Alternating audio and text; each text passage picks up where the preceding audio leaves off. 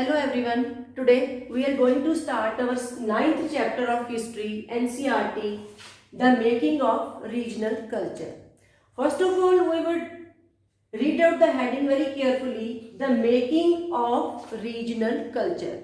We know that region and regional, these are related with culture. Then when we are to relate anything with somebody's culture, then so many things are to be kept in mind. Those are language, dance, food, clothes, then music. All these things are related with regional culture. On the basis of these things, we can say that this culture belongs to this particular community or this particular area. Then we are to relate people with the regional culture or cultures. Then it is the intermingling of various traditions. When so many traditions come together or they intermingle, then a new culture is made. Then culture means a way of life. If we are saying that that particular area is eating idli and dosa, it means we are relating it with South India. This is the South Indian food. It means we can say this is the culture, food culture of that particular area. Then dressing sense also expresses the regional culture. If a particular area is wearing some special type of dress, it means we can identify that from the dress that these people belong to that particular culture. Then, for example, we can say Gujaratis are eating khakra from a very long time. So it means we can say that khakra is related with the food culture of the Gujarati people. Then, we have seen very turns and twists in our history. We know that how transition came because culture also changes. Then, how regional culture emerged when two cultures intermingle with each other, then third culture is made. If we can say Maharashtra and Gujarati, they are doing something in common and they are making a new thing, it means third culture is being created.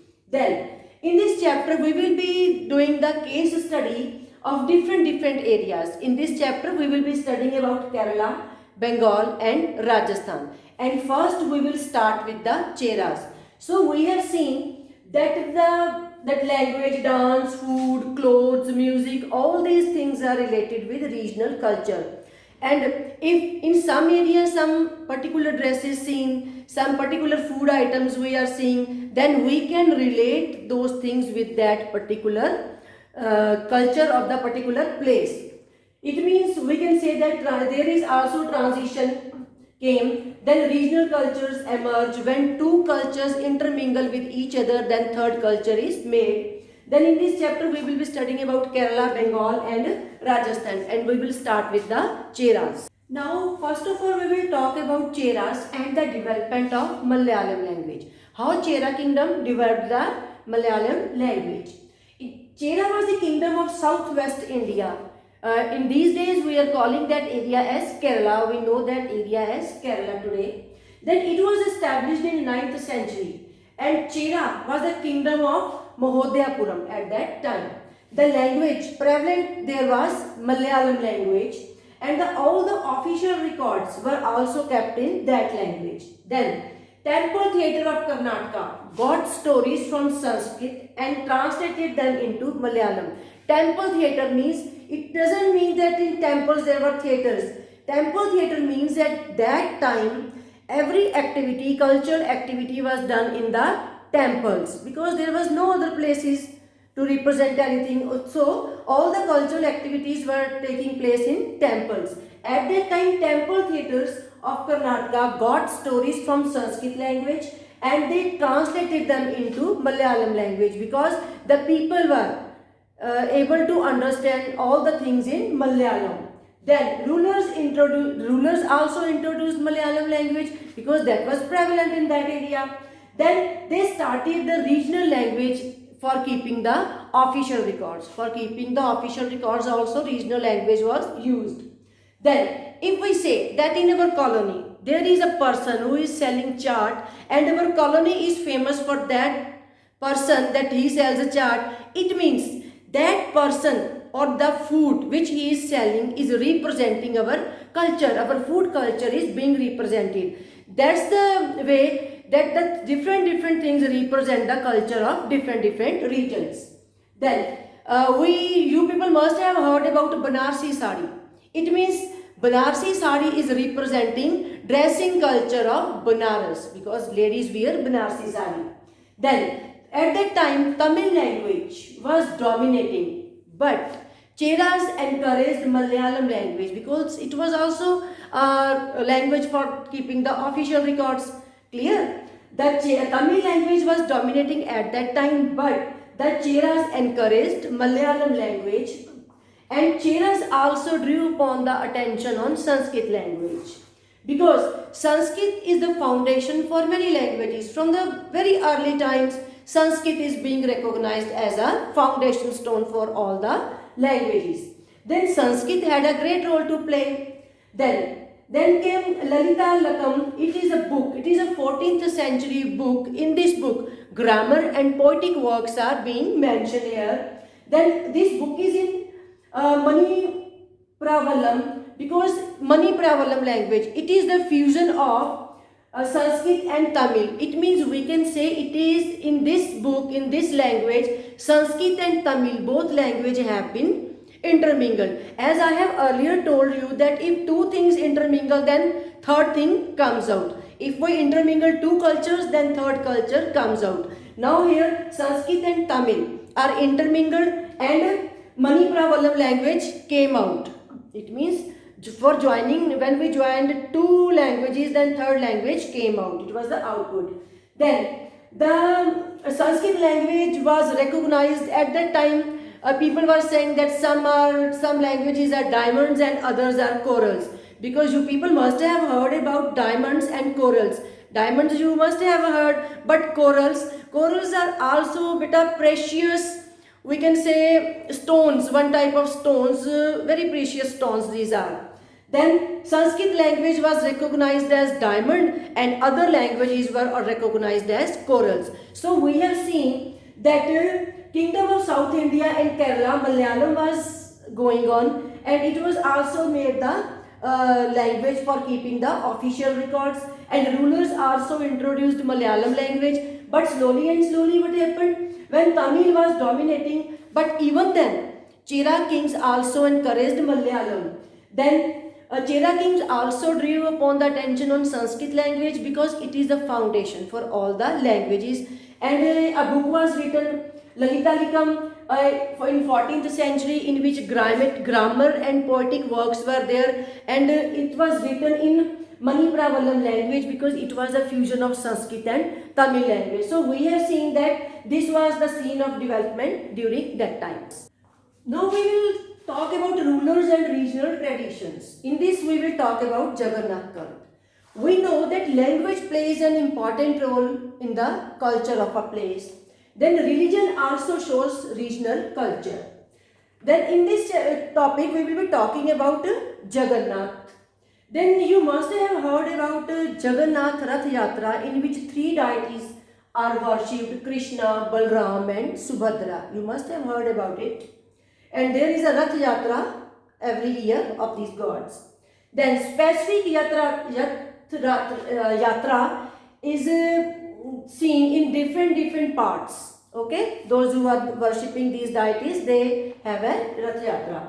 Then it means this represents a specific culture of which place? Jagannath. Okay, then cult of Jagannath at Puri is there. Jagannath means the Guru of word, the God of word. Cult of Jagannath at Puri is there. Then in Hinduism, Jagannath Bhagwan is worshipped in Odisha, and the region of Odisha is known for the religious tradition of Jagannath. Okay. Then local tribal people, it was seen that local tribal people were making the wooden images of these gods of Krishna, Balram and Subhadra. It means this tells that the deity was originally there. People were worshipping those deities from the very beginning, and it was worshipped as local god, and slowly it was given known as Lord Vishnu. It was given we can say, it was known as God Vishnu. Then in 12th century, Anantvarman, he erected a temple for Purushottam Jagannath at Puri. Means we can say different rulers also gave patronage to this culture. Then in 1230s, King Anandabhima III, he declared himself as the deity of God, and he also patronized this culture. Then at that time, temples were known as important center for pilgrimage, and authority of social and political matters also increased at that time, because temples all the activities were taking place there. So temples were very much important for all. So this was the reason that the rulers of that time also patronized temples. They also given importance to temples. Then what was the impact of this? All those rulers who came to Odisha, for example, Mughals, Marathas and English East India Company, they conquered Odisha and they tried to gain control over the temples, because temples were given too much importance at that time. As I have earlier told you that all the activities were taking place in the temples. Then they thought that if they control the temples, then that would make their rule acceptable to local people. Means it was their thinking that if they will have a control over the temples, then their authority will increase. They will accept them easily, because they are the we can say main persons who are running temples. So we have seen that religion in Jagannath cult, we have seen Bhagwan Krishna, Balram and Subhadra. These deities are worshipped every year, and every year Rath Yatra takes place of these gods.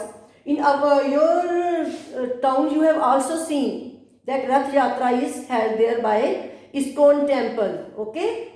Then we have seen that regional culture grows around religious traditions. Then Jagannath means the Guru of word, the Lord of word. It means he is given too much importance, and later on he was worshipped as Lord Vishnu. Jagannath Bhagwan was later on worshipped as Vishnu. Then local people were also worshipping these lords. They were making wooden images. It means we can say this was worshipped as local god, and people were worshipping them from the very beginning. Okay, for very long. Then the rulers who came there, they also patronized religious culture. They also gave patronage to these temples. It was their thinking that if they will have a control over the temples, then people will easily accept their rules. Okay, it means they will be able to have a rule in good sense. They will be having no problem in telling people that they are their rulers and they are doing good for them, those people. So we have seen thus Jagannath cult came into existence. Now we will talk about the Rajputs and the tradition of heroism. The present-day Rajasthan was known as Rajputana by the Britishers. The present-day Rajasthan was known as Rajputana by the Britishers. There were and there are groups of people who are identified still today as Rajputs. In northern and central India, they are residing in the areas of northern and central India. Apart from it, many other people also live in Rajasthan. Then Rajputs contribute a distinctive culture. That culture is related with the Rajputs, and the ruling class also patronized the Rajputs people at that time. They people are having their different customs, music, dance, food items, and culture development is also there. Then they gave a distinctive culture to Rajasthan. Rajputs people gave a distinctive culture to Rajasthan. When Mughals were ruling, they promoted Mughal art and architecture and their culture. When Mughal people were ruling, the Rajputs people also promoted Mughal art and architecture and their culture. And in Rajasthan, regional culture was dominated by the Rajputs, because Rajputs were the main caste, main people who were living in that area of Rajputana. Then Rajput tradition of heroism. It is commonly said that Rajput people are assumed as brave class. They are very much brave, and they never accept to bow against any other person. Then the ideals and aspirations of rulers were very good. They people prefer better to die than to bow. If there is any war, they people will prefer to die than to accept any other person's patronage. Means they are very heroic people, we can say. Then the people who are coward, who have a fear to die, they have no place in Rajputana culture because they are the heroic class. Then heroes choose death than to defeat. If they are going on any war, they will prefer to die than to defeat. It means if they will defeat, they will accept any other person's patronage, and they people are not ready to accept it. Even then, they people, that's why they people accept to die. Then we see very heroic poems and songs related with Rajput people. Tales, songs and stories of heroism are also seen. Then ordinary people, when we people see all these things, heroic things, we listen the songs, we read out the stories, we read out the poems. Then an ordinary person, what does an ordinary person do? He or she is attracted towards that. They have a curiosity to know that we should know more and more about the Rajput people, that what other works they people were doing. Then, now the question arises, did the women find a place within the stories? Were the women also given importance in such heroic matters? Yes, it was known that woman was the cause of conflict. If a king was to take out another, we can say queen, then he was to do war. Only then he could win that. You people must have observed movie Padmavat. In that movie, what was seen? That Rani Padmavat was too beautiful that Khilji wanted to take her as her queen. And Rani Padmavat was married to Rawat Singh. Then they had a war between them and Rawat Singh died. Then what happened? Now Rani was, not only Rani, all Rajput ladies were well aware of it, that when they have been defeated, their Raja has been defeated by someone, then the ruling at that time, the present ruler will take them with him. So they were not ready to accept it. Then you must have observed in movie that Rani Padmavat and many other ladies of that that kingdom, they did Johar. They women, what did they did? Johar Pratha. What was Johar Pratha? What was Johar? Johar was that all the ladies preferred to die than to accept the patronage of any other king. When Rana Rawat Singh died, then Rani Padmavat along with so many other ladies of that region, they went for Johar. In Johar, they die in, we can say, ashes. They die in fire. They themselves go there and burn them. This was called Johar Pratha, and it was a very heroic thing. We can't accept from a single person performing this Pratha.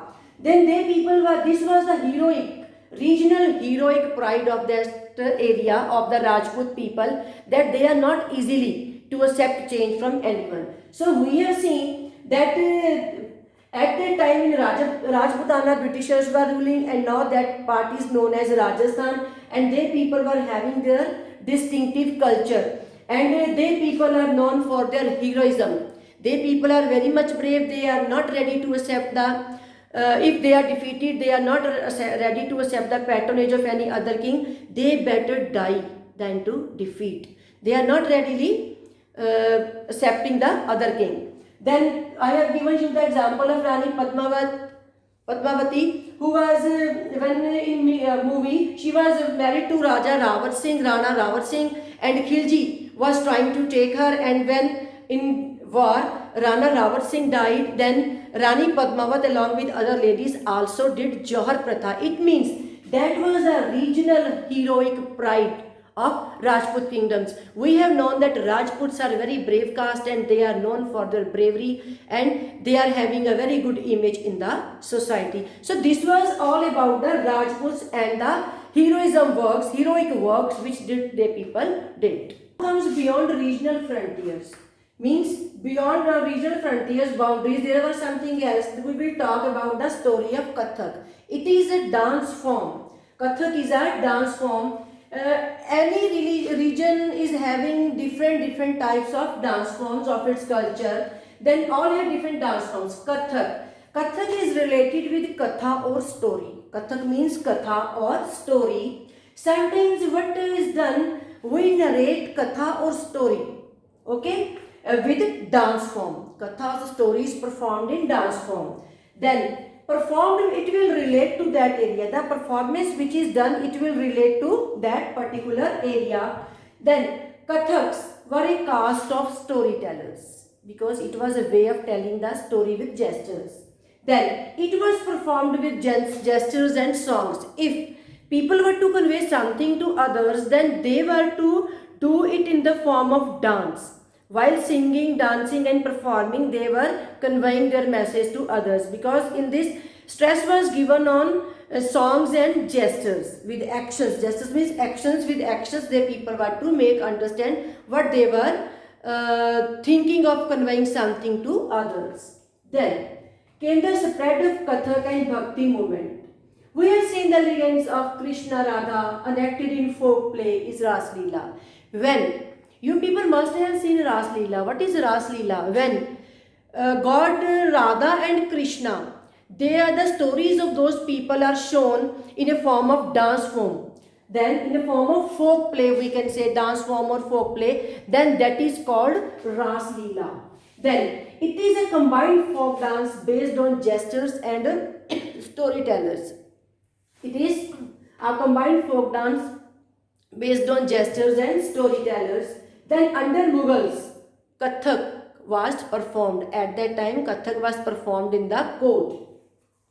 It was performed in a distinctive lifestyle. Then it developed into two traditions or gharanas. Kathak developed into two traditions or known as gharanas.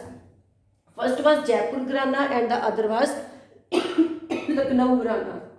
In Jaipur Gharana there was Rajasthan. Now we had seen that Kathak was given importance by the rulers of that time. Now the perspective of British administrators towards Kathak. It was earlier it was given importance by the Britishers because Kathak was performed in the courtyards. Then after that it was viewed with disfavor. It was not liked by the rulers of that time. But even then Kathak survived and continued to be performed by the courtesans, and it was recognized as the sixth classical form of dance after independence. When we people, even then it was disfavored. We have seen that it was disfavored by the Britishers, but even then it survived and continued. And after independence, it was given a type of sixth classical form of dance. And the other dance forms, 5 other dance forms which were prevalent at that time were Bharatnatyam, it was going on in Tamil Nadu. Then Kathakali, it was performed in Kerala. Then Odissi, it was performed in Odisha. Then Kuchipudi, it was performed in Andhra Pradesh. And Manipuri in Manipur.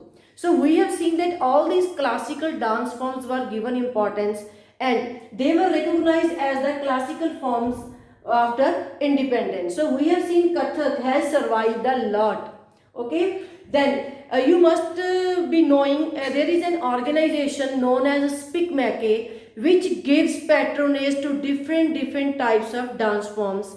They are organizing their camps or we can say functions at different parts of the country, and they patronage to these dance forms and they encourage for the people, those who are aware of these dance forms, to come and perform.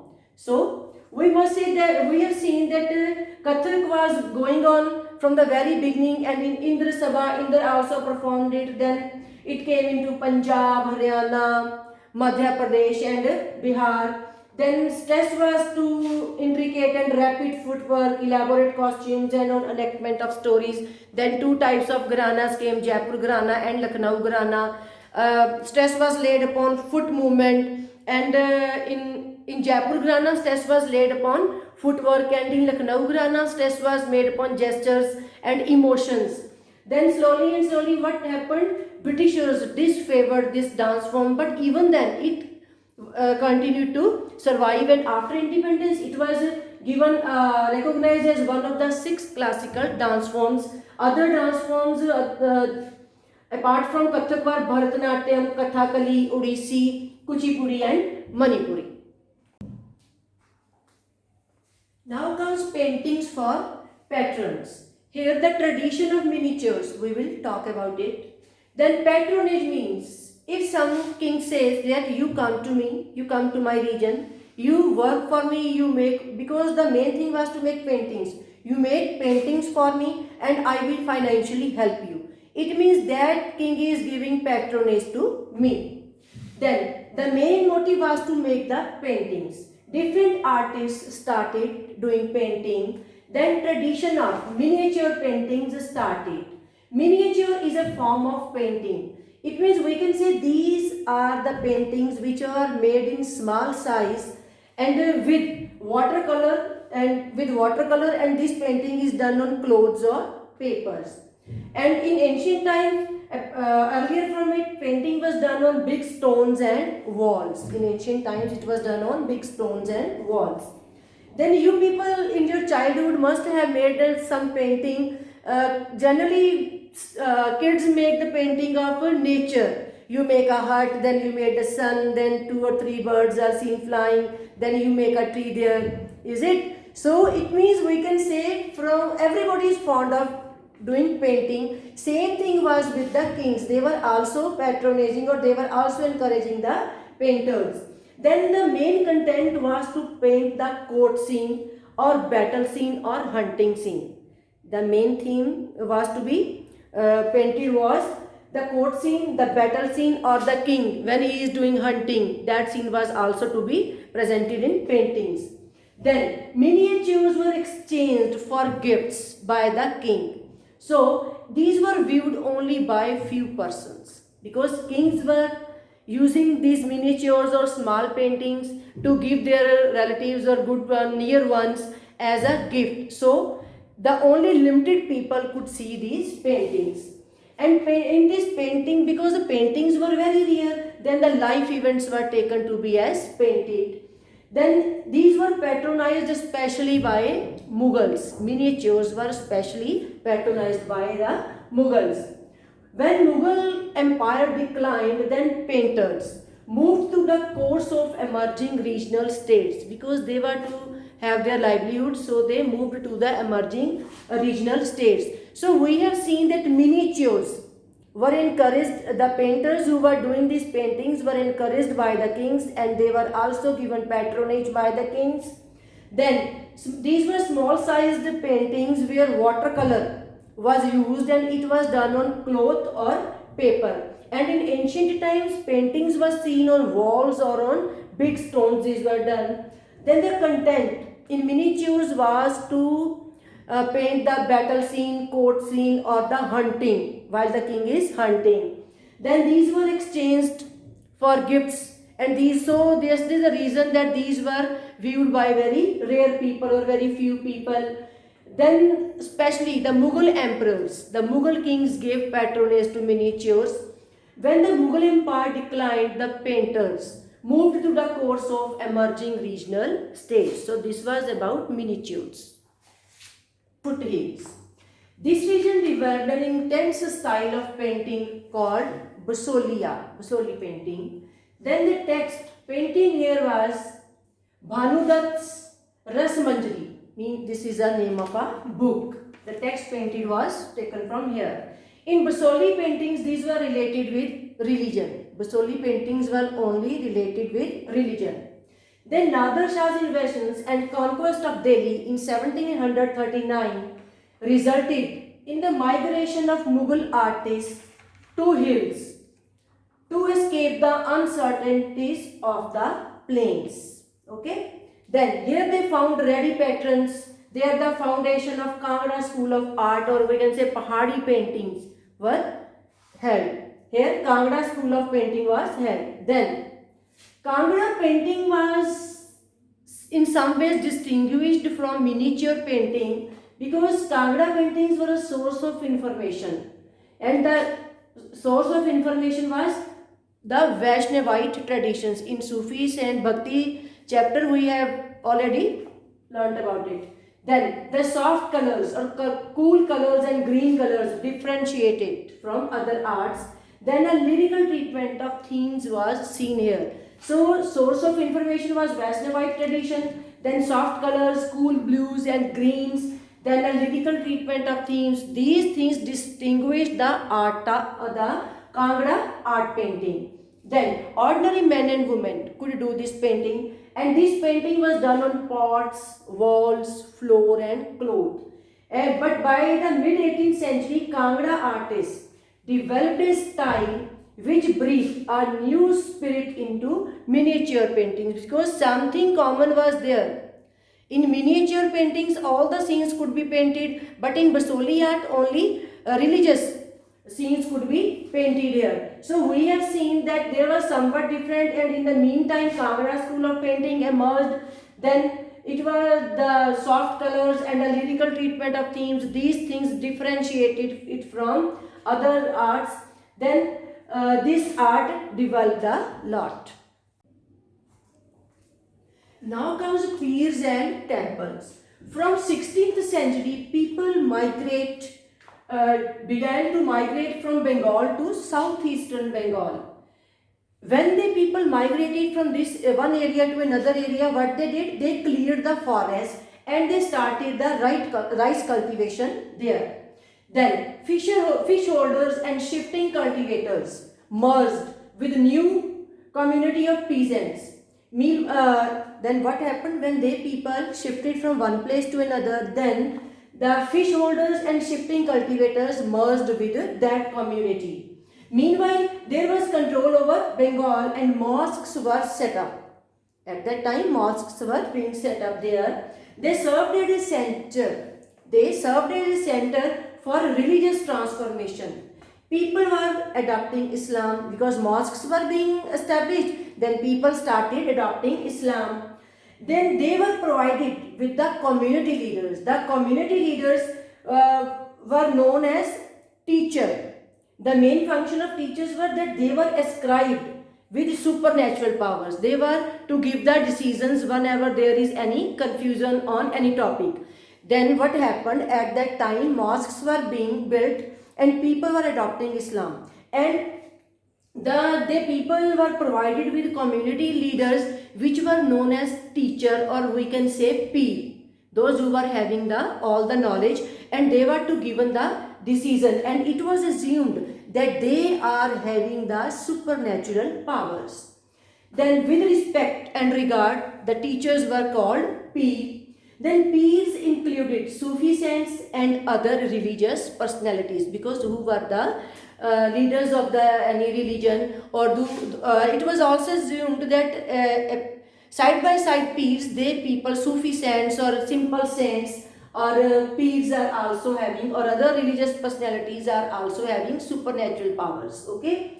Then the cult of peers became very popular. As I have earlier told you, that teacher with respect was called peer, who is having supernatural powers, and it was accepted that it was assumed that they will give the decisions if any confusion is there on any topic. Then cult of peers became very popular and shrines were found everywhere in Bengal.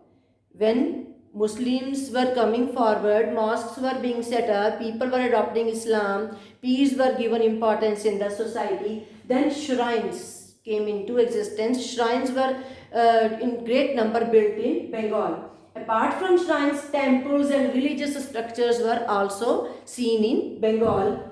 Then peers. It was assumed that peers were having the supernatural power. Then from 15th and 19th century in Bengal, construction of temples were seen.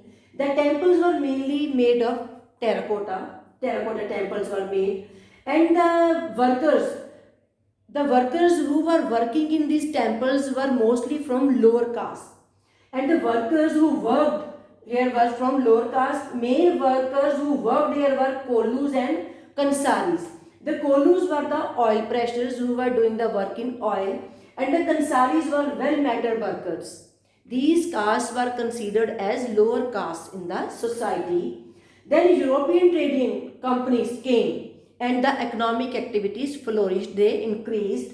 Then as I have earlier told you, the temples were also built. Then double roof temples were built and they were called Dochala, and four-storied buildings or temples were called Chaushalas. Then outer layers of the temples were decorated with various styles, and on the wall paintings people carrying fish were seen in great number, because people in Bengal, it is a staple diet of the people. So we have seen that peers were given importance at that time, mosques were being built, and side by side temples and other religious structures were also being built, and the temples were made of terracotta, and the workers who worked in the temples were Kolus and Kansaris. So we have seen that there was a lot of development in at that time in temple making.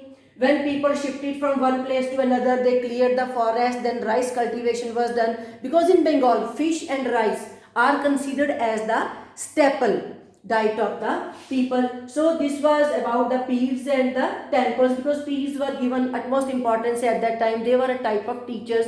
It was assumed that they are having the supernatural powers.